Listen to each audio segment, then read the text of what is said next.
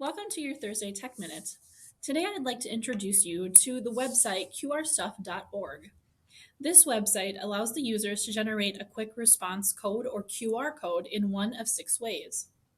When you get to the website, you can click on the data type that you want to generate.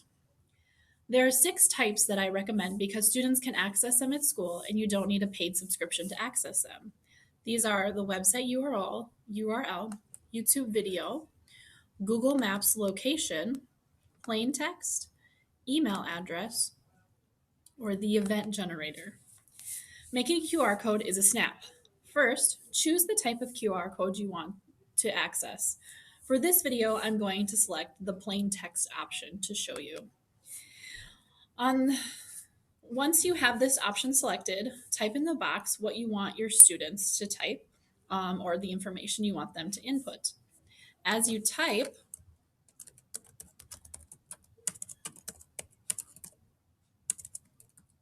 you will notice on the right side that the QR code preview changes as it's updating the information. Students can change the color of the QR code when they're done, but if you plan on printing these, I recommend keeping them black in color because it's easier for the Chromebooks to read when they scan them. After you have the info you want, you can choose one of 2 options to share the code. You can choose to download the code and it will save the QR code to the Chromebook or the computer, or you can also just grab the code from the picture and drag it to the tab where you want to drop it to. Once you've saved the code and you want students to read this code or to read the codes of other students that they have made, you can do this in one of 2 different ways. The first one is that students can use their Chromebooks and this website, the code qrcodegenerator.com, which is also an app that they can put on their Chromebooks as well. And then they can use their cameras on their Chromebooks to scan the codes that you have printed. This works best when you print them and students want to read them. The second way is to head to the Chrome Web Store and type in QR Code Reader and download the right-click QR Code Reader extension, which will pop up here in your extensions bar.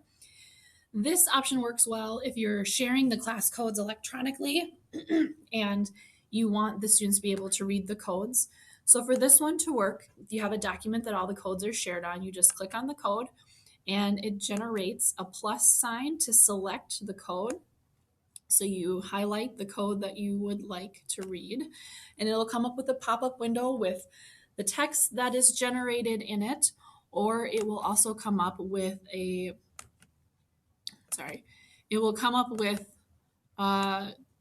window that has the link to a URL or a YouTube video or event information that you have in it. And then if the students click OK or hit enter, it will go to that site.